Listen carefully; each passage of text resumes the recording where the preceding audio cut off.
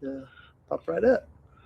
Good to go? Yeah, we're good to go. Welcome. Okay. Happy New Year, everybody. 2026. 26, man. Yeah, Dar. This is going to be a good year for me. Good year. I love the New Year energy. It's been good so far. So I met with the team this morning, and we had our little meeting, and I was like, what's your favorite day of the year? You know what I mean? Ooh, and okay. Day of the year or day of the week? Day of the week. Day of the week. Yeah. Okay. So I'm going to kind of transition like, hey, my favorite time of the year, or one of them, is like the first year, because everyone has like this new energy. Everyone's so positive and happy, and you know, most everyone's favorite day of the week is Friday, right?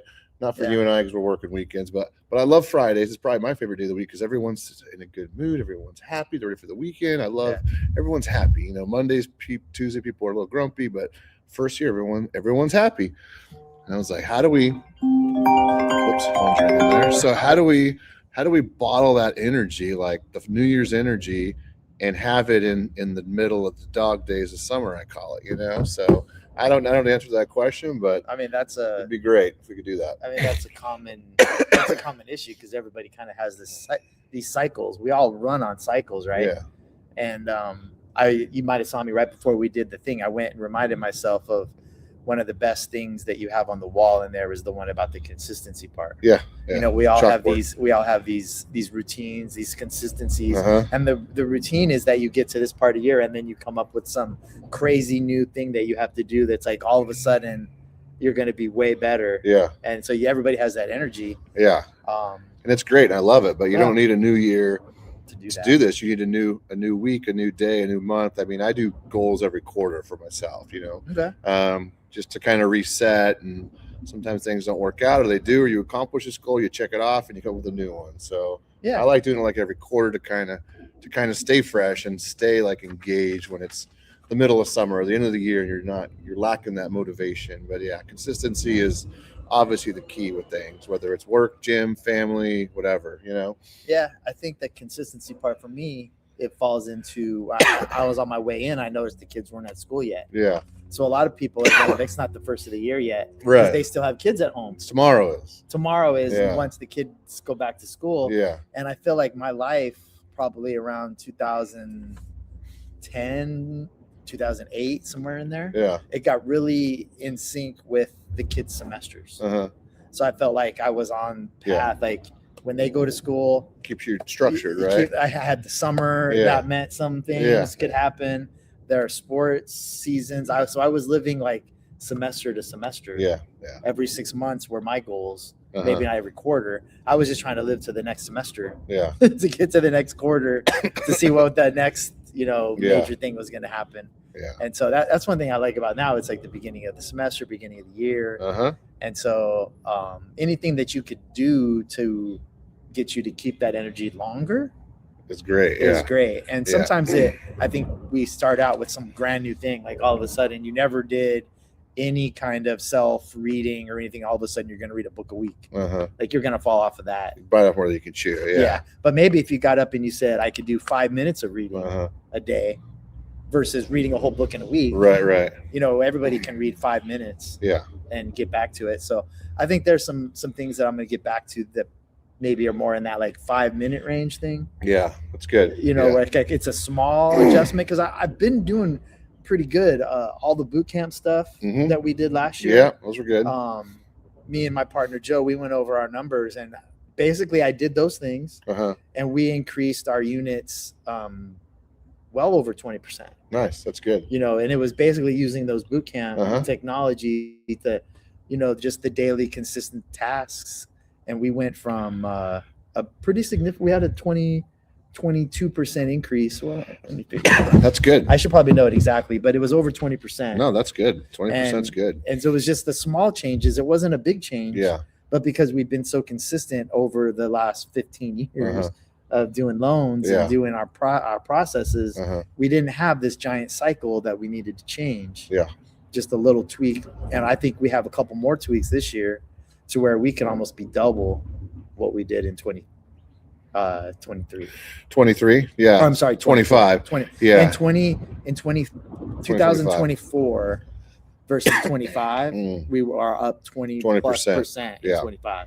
I want to be almost double what we did in 23 and 24. I want to do that in 26, and I think it can be done. Yeah. With just another small change.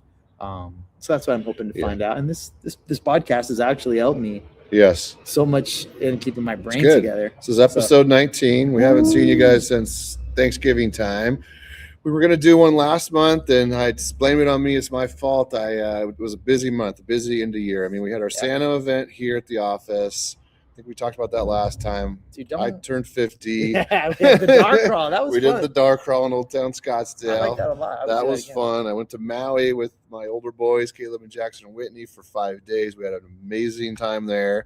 And then we come back, and it's holidays, and we got the twins, and it's their first Christmas, and it was amazing. It was so much fun with them and the boys, and so we just got busy. I got a little cold for a few days. I still got this lingering cough. Don't worry, I'm not contagious.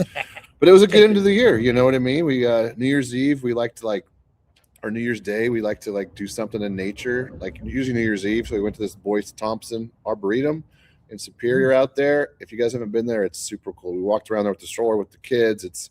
I don't want to say it's like a hike because it's not strenuous, hard to do, but it's cool. A really cool place. They have all these different plants and animals, and we saw a cardinal right when we walked in. No way! What color was it? It's a beautiful red cardinal right when we walked in, and we saw one last year. And if you haven't been to this place, go. It's super cool. It's like 45 minutes away. There's a good little old school Mexican food place in Superior called Los Hermanos, which is like a good, authentic, old school Mexican food place. So we went there. That was our New Year's Eve, and then we just chilled. So super low key, man. How was your New Year's Eve was pretty cool for me. I was blessed with a ping pong table. Mm-hmm. I got one of those for Christmas, so I was playing some ping pong with Dorina. We were over at our niece's Marty house. Supreme. Yeah, I don't know that you said that. So it's a ping pong movie. I'm going to go see it Thursday. Yeah. Oh, you can see this Thursday? Yeah. Cool. It's supposed to be really good, actually. I think it's about more than ping pong, but that's the gist of it. Yeah. Okay. I had some good time with ping pong over the holidays, and just relaxing. It was a pretty interesting one. It was the first time that the kids were really old and adults. Yeah. They were really old. Uh-huh. So I'm super excited for the next year. It'll be the last one. We have no. You have a baby. Yeah, we have a grandson coming here soon. Yeah, so, it's cool, man. I'm getting both. I got the older boys. I got the twins, and they're together. And I don't know, man. It's awesome. It is. There's a lot of life that happens at Christmas. Yes. Because you get all the different parts of your life that usually come together for at least one day. Yeah. And so I bet that was pretty neat because you have young, medium, and old life in your household just all coming together. It was great. The boys' really friends come over, so we just kind of like to chill, hang out. We obviously made food, had some drinks, and they walk over and we watched football, we watched basketball, and it was we had a good time. We watched some basketball too, and her brother came over and his girlfriend. We had Drina's mom has been staying with us more too since her dad passed. Uh-huh. That's been really neat to kind of watch because it's like a re-Christmas kindling for them. Yeah, because they've never been in the same home like this together for so long. Yeah. So that was really kind of cool. Nice to see the mom. I've had some really good Mexican food. Love me some good Mexican. That's food. Been good. The holidays were fun. And holidays were great, it was a good relaxation, but I am ready for the. Yeah, I am too. I'm ready to get back to it. Yeah. What I really liked about the holidays was Christmas. I think Christmas should always be on Thursday. Yeah. New Year should always be on Thursday. Get I like the Friday off. I like the way that worked out because for me that was almost like 5 days off in a row. Yeah. Because you get Christmas Eve, kind of like a half day. Uh-huh. Then you roll into Christmas Day, and then the Friday's kind of off, and then it's the weekend. It's Monday. Yeah. So it's like in our industry, getting 4.5 days off where no one can really kind of bug you. Yeah. And then getting it back to back. It was almost like I had 2 weeks off for the first time. Yeah. Nice. In a long time. Cool. So it was really nice and relaxing and good. It's good to be, like you said, it's great. I enjoyed it. I love it. But it's great to take the tree down, the lights off, and get the house back to normal. Oh, yours is already back to normal? Oh, yeah. No. Whitney's on it, man. We're on it. I don't let Dorina take it down till after my birthday. Yeah. So you turned 50 January, what, 9th? 8th. Okay, I was close. Yeah, and so what are you doing? Any big plans or? No, I think I'm just going to have if I have it my way, I'm just going to have my friends over on Saturday. Low key. Kind of like an open house. I'm going to do it like I do my tailgate and invite everybody. I'm going to put the Seatown tailgate up on my flagpole at home. Nice. And just tell everybody to come over if they want to watch. I think there's 2 playoff games. God, this weekend we got Thursday, Friday, college football playoffs and Saturday, Sunday, and Monday NFL. So I think I'm just gonna invite friends over on Saturday. And nice. Get some pizza and. So that's not this weekend, but the next weekend. Okay, nice. And then I want to play. Because I want to play ping pong. Yeah, that's cool. Yeah, use that table, open the garage up. So how do you feel about turning 50? Everyone asks me when I turn 50, what does it feel like? How do you feel? I go, I feel the same. It's more a mental thing. It's like, oh God, 50, 50 always seemed like way out there, but it's more of a mental thing. Like, oh man, I'm 50 now. Like that used to seem like really old, but like, I don't feel old, It seems old. I don't feel old. I have a lot more to do. Yeah, that I want to do. You're gonna get that question. How's it look to do 50? And I don't know. It feels the same. It feels the same as last year. Honestly, all you younger people, I'm not afraid of you. Like I see like the 25s to the 35s now. They don't know. Man. I'm like, they're gonna die before they get to my age. Let's see. Don't know. Let's see what happens when you get here. We were drinking out of hoses. They don't know. I'm not afraid of you. I haven't seen like a Gen X, man. I haven't seen this like up and coming 35-year-old kid that scares me. Like I'll never be able to keep up with them. Gen X por vida. So I don't know. Bring it on.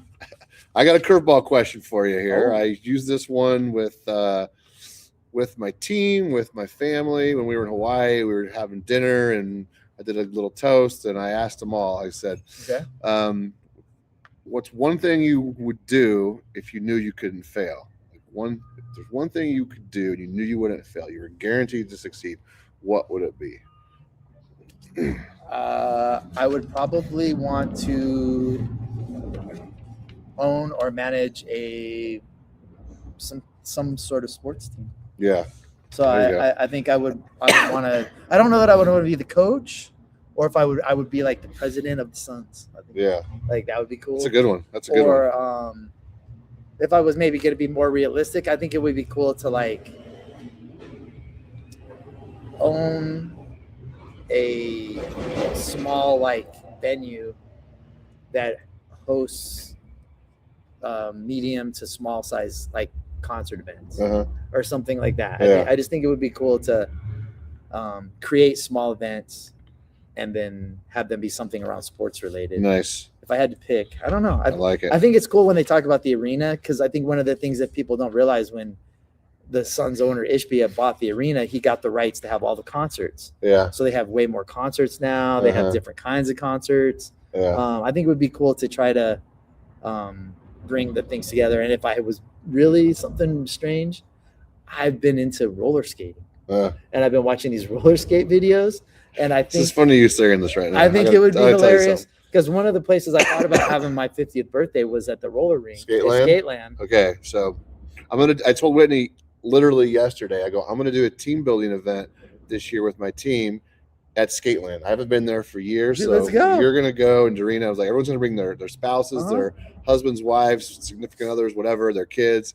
And we'll just go roller skating. It'll be fun. Dude, I've been watching these videos on YouTube of these roller skating We're going. It looks really fun. I mean, I could do it. I just don't know that, like, we're going to do it. I don't want anybody coming to my birthday party and break a leg. You're going to do it. So you're going to be a grandpa, man. I am.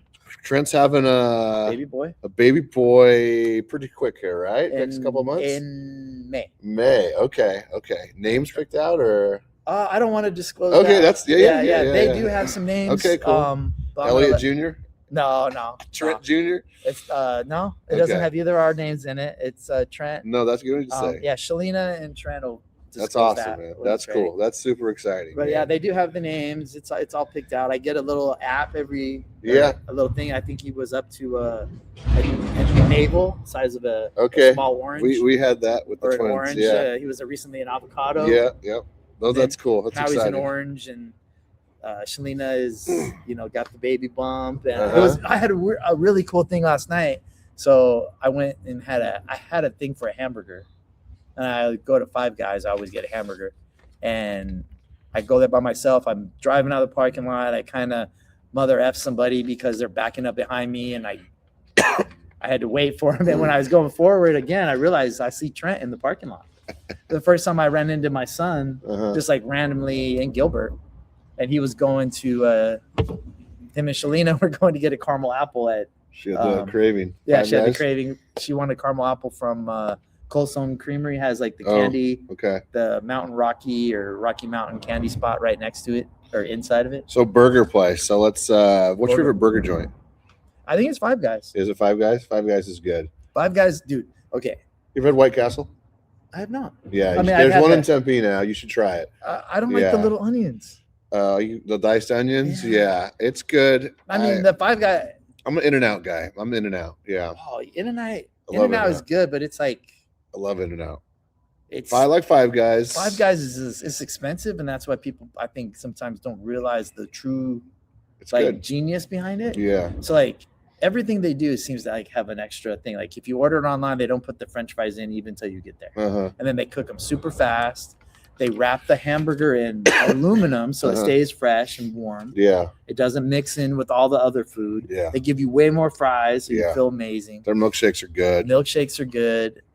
Even the peanuts that they give you. Good. They're good. And then they it's always clean. Do you like smash burgers? So I got I have a Blackstone in my house. Yeah. If you make I make breakfast on there. I've made fried rice on there. I made these like chicken Caesar tacos on there. But you can make smash burgers on there. But there's a place in Payson. We just sold that place up there to those buyers we both work with, Yvette and Edwin. So there's Old County Pizza up there, which is like this famous pizza place. If you ever go up there, really Payson? Good. It's in Pine, which is like 10 minutes north of Payson. Okay. You just keep going up the road. Pine Strawberry. So it's called Old County Pizza. Super popular place, and it's like the best pizza in Arizona, they say, or one of them. I recently went hiking there, and that place was packed. We couldn't stop. We were too hungry. So we went there once with me and Whitney and the twins and the buyers after looking at properties, and then we went back for the final walkthrough, and they opened a new place called Old County Burgers, same owner, and it's smash burgers, and they're really, really good. Yeah. Okay. Yeah. There's the spot we were starving after we went hiking. We went back to Payson. We went to like the Buffalo. Oh yeah, I saw that. And that was really good too. Yeah. But we would have rather stayed in Pine because the hiking was out of Pine. You go to okay. Yeah. Nice. Fossil Springs is really hard, but if you can get to it, I've heard that. It is awesome. Yeah. It would be way better. I've done the Tonto National Bridge there. That hike. That's a good one. Yeah. But yeah, I've been to Payson. I had to go back again. So we did the final walkthrough on a Sunday. We drove up there. This is when we went to the burger place and with the buyers and the sellers they were nice, but they were still moving out. And the house was like not trash, just messy like it is when you move out, right? And we were closing on Tuesday, right? Yeah. We closed on the 2nd. So I told the buyers, I'm like, hey, don't worry. And then the sellers were leaving this day on Sunday. They were driving to like Kentucky. They were nice. It was great they were there. They showed the buyers how to work everything, told them about the history of the house, blah, blah, blah, the neighborhood. So I'm like, hey, don't worry. I'll come back Tuesday morning. I'll check it out, make sure it's clean. They left the furniture they were supposed to leave. So I got up early Tuesday morning, like 5 a.m. It was dark. The whole drive up there, drove up there. House is fine. Long story short, but stopped at the Beeline Cafe, little. Oh yeah, I love that place. Yeah, sit at the countertop, old school, like you sat at the countertop. Yeah, old school diner. It's like all locals in there, and that's a good spot. But Payson's pretty cool little spot. I mean, I've just been there, but this is the first time I've sold a property up there. And then I got a text this morning from a Facebook friend, an acquaintance of mine, saying, "Hey, we're actually looking to buy a place up there. Can you help us?" So I was like, "Yeah, absolutely." And it's only an hour and a half drive, and it takes an hour to get to the west side. It takes an hour to get to certain parts of the valley. I bet you could drive to Payson, show a house, and on the way back, call 5 more people. Yeah. And sell another house. Maybe so. Yeah. So you found a deal up there for. Found a deal. That's the one that appraised for $45,000 over what they bought it for. Yeah, they got it, and they got it for what? Under $300,000. Was it under 300? And it was 45. Under 300,000. Yeah. Was it? It was a pretty big. Yeah, little cabin. 2-story. It was 2-3 bedrooms. Yeah, it was a nice little place. Good size yard. Good spot. I think this is by the Home Depot up there. Yeah. Oh, it's behind the Home Depot. Oh, it's across the street from the Home Depot. It's by it. You kind of go like up the mountain and the hill and this little area of homes. Yeah. That's even better area than I thought it was. Yeah, it was a good spot. Yeah, a little on north. the way to Wagon Wheel. Yeah, north of town. Yep. Okay. All right, man. You watched the Suns last night. Booker hit the big shot last night. Shout out to State 48. I got the new shirt on. I like it. I like it. It's a good one. I like it. Michael liked that over there. Yeah, it's a good one. Yeah. OKC. That was a good game. This is It's good to have some positivity in sports. You know, I mean, it's good to have a team that actually cares and tries. And I mean, ASU had a pretty good year in football. They had some injuries and whatnot. I think they're going to be a lot better next year. You know what I mean? They got Kenny locked up, so that's good, right? Yeah, Kenny locked up. Kenny. We're going to get we got a quarterback from Kentucky. They got a receiver from the Buffaloes from Colorado. So I'm excited for ASU football next year. I think they're building something special, you know. I think from here on out, it's in Kenny we trust, right? I mean, we don't know any of these players. We don't know any of this money. No. It's all going to be about Kenny Dillingham is the owner, the CEO, GM. the GM. Yeah, he's him. The president, the coach, the quarterback. Yeah. I mean, if Kenny says this quarterback is good, I believe him. I believe him. If this running back is, or this. Was it wide receiver from Colorado? Colorado wide receiver, number 2 in the nation in the portal, transfer portal, whatever. Yeah. So I wonder if that was already pre-planned. Because I think when we played Colorado, Kenny and and Dion were real complimentary of each other. Oh, they were. Yeah. They must have already known he was going to lose his number 1 wide receiver to Arizona. Yeah. But I mean, all Kenny has to do is say, "Hey, do you want to be the top 10 pick in the draft? Look what I just did for Jordan Tyson." Yeah. Nobody even knew who Jordan Tyson was. And now he's going to be top 10. Top 10 pick in the draft. Probably make $30 million. So on the way home from Payson, I was listening to Gary V podcast. You know who Gary V is, right? Yeah. So he's a big Jets fan. Jets are one of the worst franchises in the league, next to our Cardinals, and the Browns and whatever else. But anyways, he's like, I used to be a big-time Yankees fan, but once they started winning, I didn't like him anymore. And I was like, what the hell? He's like, I love the underdog, and I love the Jets, and I love rooting them for the underdog because they suck. And he's rooting for them to be good. I thought that was very interesting. It was relatable for me and probably for you as Cardinals fans because we catch lightning in a bottle every decade, you know, and then it's like back to like this year. This year was brutal, obviously. You know, they didn't score 28 points in one game this year. Unless they just scored at that last game. I don't think they did, right? No, against the Rams. It was like definition of the Jets didn't have an interception all year. The Jets didn't have interceptions. So anyways, Cardinals fired their coach today. But I thought that was interesting, Gary V. Like that he loves the Jets because they suck. And he loves rooting for the underdog, and he loves that thrill of rooting for the underdog and trying to be good. And he loves the grind, you know. Yeah. But once they're successful, the Yankees, and he's like, okay, I'm out. They're already good, you know. Yeah. Now that you're expected to win, it's not as fun. It's kind of like what happened with the Suns, in that when they all of a sudden went to the finals with Booker and Chris Paul, and it was kind of it's like expected, right? Yeah. And then they have the next season and it busts out badly.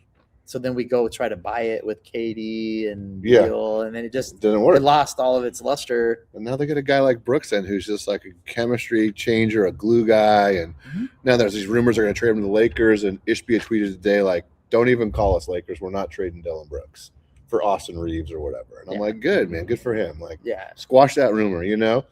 Yeah, the Lakers Suns thing, that would be, I would have to. Not trading. Dylan Brooks would have to ask for that. You're not trading him no matter what, and not to the freaking Lakers of all teams. Yeah, one of my favorite lines is KD and Dylan Brooks were going at each other a couple weeks ago.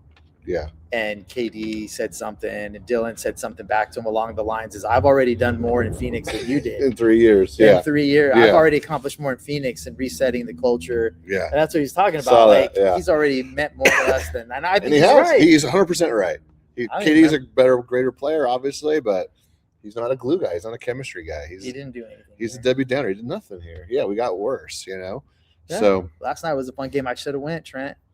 Yeah, you had a chance, bro. Should have went, man. Game winner. You chose something else. I was like, "Oh, let's go to the game, Trent." No, well, maybe. Okay, well, let's play by ear. All right, and then hey, look, you want to go to the game? Oh no, we're going Top Golf. All right, Andrew. All right. But that was a good game, and watching it was cool watching Ishbia in the front row. He was, getting excited. The crowd looked like fans. Yeah. It didn't look like people that spent corporate stuff. It looked like people that chose to go to that game. Yeah, Suns fans. They spent their money they either had a Christmas gift, they were invested in going to watch. Nice. And they're fun to watch, man. They're a fun team to watch, and you haven't been able to say that the last couple of years. They're fun to watch. Yeah. I agree. And Love our it Suns. was way funner than watching any of the football that was on. Yeah, those were turd games. Yeah, until the fourth quarter. The game last the night Pittsburgh was game good. at the very end was that was good. But it was like 10-3 for. But none of the games meant anything except for the Niners Seattle game Saturday did, and I think that was the Atlanta game, the New Orleans Saints game, which I could care less about, and then the Sunday night game meant a lot. But yeah. But I mean, both teams basically just sat there. Uh-huh. And it was 10-3 going into the middle of the. It was boring. Yeah, it was boring game. No one was trying. Yeah, they were all trying not to lose. And I made the reference in our group chat earlier, like the Cardinals coach. I'm glad he was fired because he was like the guy. If you ever played blackjack, and you know everybody gets their hand, the dealer's showing a 10, and you have to assume he has 20. Uh-huh. And so, like, if you have 16 or 15 or 14, you have to hit. You gotta hit and hope that you can better your hand or you're a wimp and you just wait and you hope the dealer has to hit. That's and bust. Yeah. But oftentimes the guy turns it over and he's got 18. Yeah. He's got a face card in an 8 or a 7, and you bust and you just lost. Our coach is constantly holding. Yeah. Our coach is constantly going like this to the dealer. I'm good. He's the anti-Bruce Arians. Yes. And so yesterday I'm watching. No risk in it for the biscuit. And, you can see that Baltimore and Pittsburgh were both just like barely trying. Yeah. And then once it was the fourth quarter, like, oh shit, we better try and win. Yeah. And then once somebody did, they just kept going back and forth. That's the way the game should be the whole time. Who the Cardinals going to hire as coach? Who do you think? Do you know they've only hired? I heard this on the radio. They've only hired 2 head coaches that have been head coaches before, and it was Buddy Ryan and Dennis Green. Oh. Wow, I was shocked. Yeah, every time it's a first time. Every time it's been like an assistant or whatever, or first time head coach. Yeah. Yeah, I guess that makes sense. Vince Tobin, Ken Wisenhunt, Arians. Yeah. Dave McGinnis. Yeah, they were all coordinators. Stallings. They were all coordinators or college coaches first. Mm-hmm. Yeah. My personal preference, I just think if I don't have money. I don't know if this makes sense or. I would want Saleh for the defensive coordinator. Oh, yeah. That's yes. For the 49ers would be my first choice. He got that defense, who I think sucked. Yeah. It was all hurt. No Bosa, no Bosa, nobody. They didn't really have any money to put there. They've been buzzing, man. And they had a solid, competent defense that played well. Yeah. I thought the Cardinals were going to be the 49ers. I thought they would be just good enough to make the playoffs, but not good enough to do anything. And they would be the ones going into Philly getting stomped. So I think after Philly stomped Saleh, I would hope that the Cardinals would call him. Yeah, that'd be great. And have him fix the defense. I would just let him pick his offensive coordinator, and I would let that person then run with the quarterback situation. We got to get a QB. And I think it's Brisket until I don't want Unless Kyler we can back. draft. I don't either. Unless we can draft somebody. They're not getting Joe Burrow. There's no way. No, you'd have to give up. They're not going to trade him. But no one's trading anybody worth anything. But what about is there a Mac Jones out there or a Sam Darnold? These guys have been brought back to life. The radio's talking about the Willis kid from Green Bay. Oh, is going to be a free agent and would be the next in line to maybe do something. But why would Green Bay let him go? I think. What about a Mac Jones trade? Saleh comes over, Mac Jones comes over. I don't think Mac Jones is as good as Brisket. You don't think so? No. I think they're the same guy. Same guy, yeah. Why trade something? They're both like the same money. Interchangeable, yeah. So to me, I don't. I like the way that Brisket throws the ball to Wilson, and he already has. Did you call him Brisket? Brisket. Yeah, Brisket. I'm sorry, Jacoby Brissett. We call him Brisket. Ever since Brisket came in, remember when Deflategate happened and Tom Brady missed the first 4 games? Yeah. It was Brisket who took over for him. Was it really? Because Garoppolo got hurt, and then Brisket beat the Cardinals. We thought we were. I remember. Did you go to that game? Yeah. Yeah, you in New England. That was here. Oh, it was here. Yeah. Brisket beat us here. That's right. I remember that. And we were like, we're going to beat the Patriots because they got a backup quarterback, and they beat us. Yeah. I remember that. Yeah. And so then the next year we went. I think that was 2011. Or 14, somewhere. Is that long ago? It was 2014 or something. Anyway, it was a long time ago. Yeah. And so I would just roll Brisket out there. Cards got some good pieces. I mean, they had a lot of injuries. They have Connors coming back. If you got to have something. What about we draft Manning next year? We get a Manning to Harrison going. You know what I mean? Nah, Harrison's a bust. You think so? I don't know. I'm not writing him off yet. I am. Are you really? Dang. The Wilson's good. Yeah, Wilson is Wilson, great. McBride, 1,000 Harrison. yards. McBride's a stud. I mean, Harrison's still good. Don't get me wrong. He's just not Jamar Chase. He's not Marvin Harrison Sr. Not Marvin Harrison Sr. Yeah. So him and Wilson and McBride, those three are talented. They're big. They're fast enough. We got a top 5 draft pick. So get a running back, refresh the offensive line, bring in a defensive coach, coach up the defense, and quit being wimps. Like, we never blitzed. No. We never blitzed. With the defensive-minded head coach, too, yeah. But, like, we tried to just always hope that the other team would fail instead of winning. Okay, who's your Super Bowl favorite? Who do you like? You like an NFC, AFC? Got a sleeper team? I like the Rams if they can get by the Panthers. Yeah, Rams. So there's some crazy thing about the Panthers and like the moon and the stars and everything aligns for the Panthers that this is their year. And so 2 times the Panthers, I think, have been to the Super Bowl, and the alignment of I have to call Trent again. He told me this. I got a good one for you. Like, the alignment of the moon is like set up for the Panthers to do what they did like 2 other times. So I think the winner of the Panthers and the Rams game goes to the Super Bowl. Okay. And then I think Buffalo.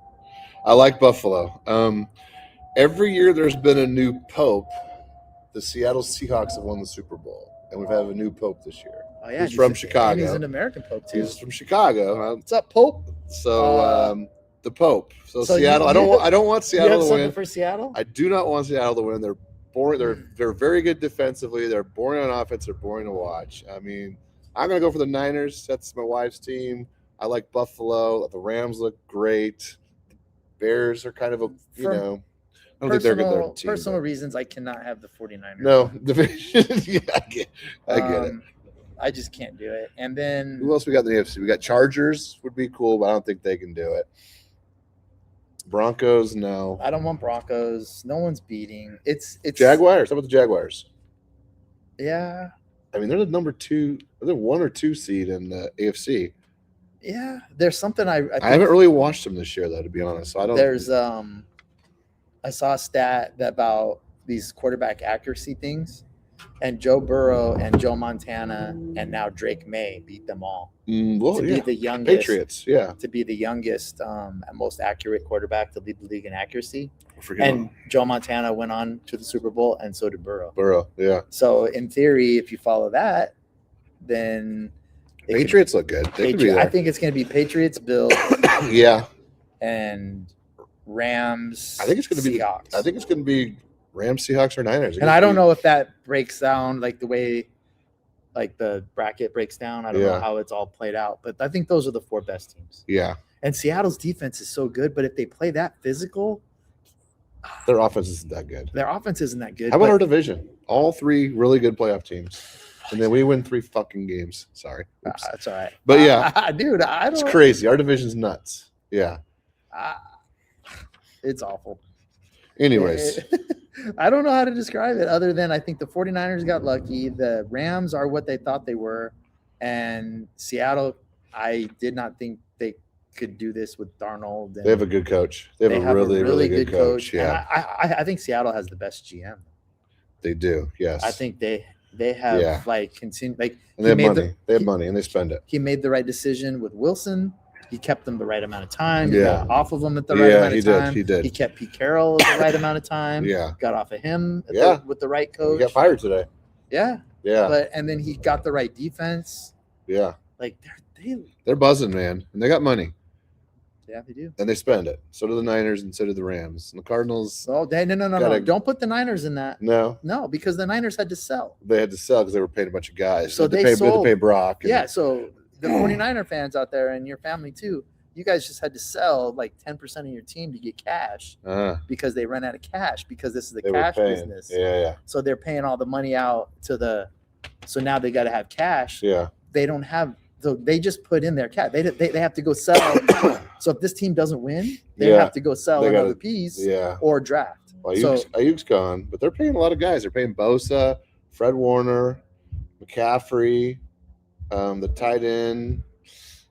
Brock's getting paid now. Yeah, so Trent Williams. Yeah, so this isn't the time that the time they sold that. They sold They sold, and when you sell a portion of an NFL team, Yeah. there is a freaking problem. Yeah, that's crazy. You don't see anybody selling. I didn't know that. They sold a portion of their team this last offseason to pay Brock because when you pay that guaranteed money, you got to put it in escrow. Like when you go into escrow on a house and you put earnest deposit down on an NFL contract, the earnest deposit is the entire amount of guaranteed money. So that money goes into escrow. So that's why the Cardinals don't have a bunch of high-priced free agents. Like when they got Sweat, they had to put $80 million in the bank for Sweat, even though he doesn't get it right away. Yeah. It's in escrow. It's in escrow. Okay. And so when the 49ers sold, and if I'm wrong, 49ers come out and tell me, but they sold a percentage to like 6 different local families. Didn't know that.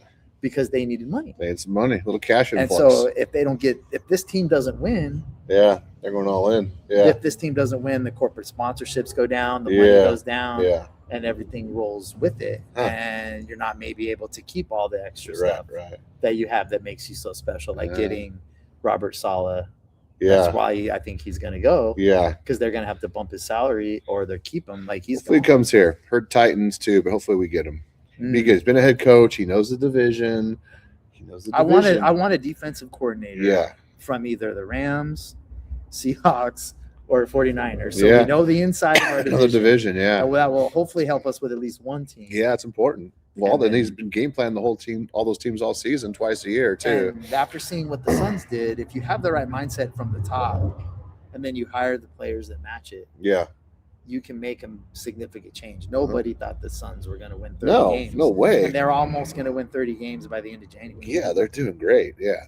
So, well, let's wrap it up here. Happy New Year. Well, I don't think it's worth talking about interest rates this year because nobody knows what they're going to do. We're down 10% this year, though. They're better year over year. Yeah, they're better. They're going to be better. So, like, we were in like the mid sixes. Now we're in the low sixes. So think 6.75 to now 6.1. And we can buy them down. And there's some assumable loans out there. We've got a listing coming up on the team with an assumable 3.25% interest rate. So there's assumable deals out there. That's something we really haven't talked about. But if you're interested in that, holler at me. Assumable deals. Assumable deals are tough, but we can get them done. I think there's a lot of options in the market.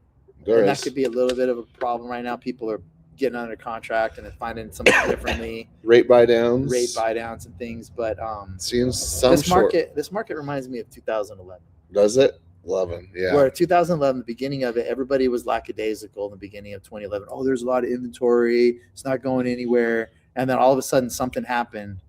And by the end of 2011, there was no inventory. We went into 2012. Low inventory. And by May, we had a full-on buyers crunch. There were no houses. Yeah.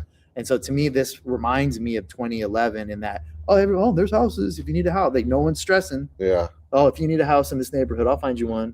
Like there'll be one. And that's going to, at some point, we're going to come in this year. Yeah, it's going to change. That's going to change. Yeah. So if you want something in a specific neighborhood at a specific price point, now is the time to look. Not in a year from now. Now, because there's options. I just looked at my dad's old neighborhood. There's houses 600 to 350. Wow, big spread. That's a big spread. For Warner and Alma School. Yeah, dang, 600,000 to 350. That's a big spread. That is. There's properties out there that are really fixed up, and then there's some. I saw 3 houses in my dad's neighborhood that have been on the market for over 70 days with just one picture. Right? That's crazy. So what does that tell you about the inside of the house? Yeah, it's not worth putting on MLS online. Mm-hmm. Yeah. I'm going to show a house right now for this to a buyer, and he wants to be in a specific neighborhood in Mesa called North Point. And he's said he's been wanting to live in there forever. He watches it all the time.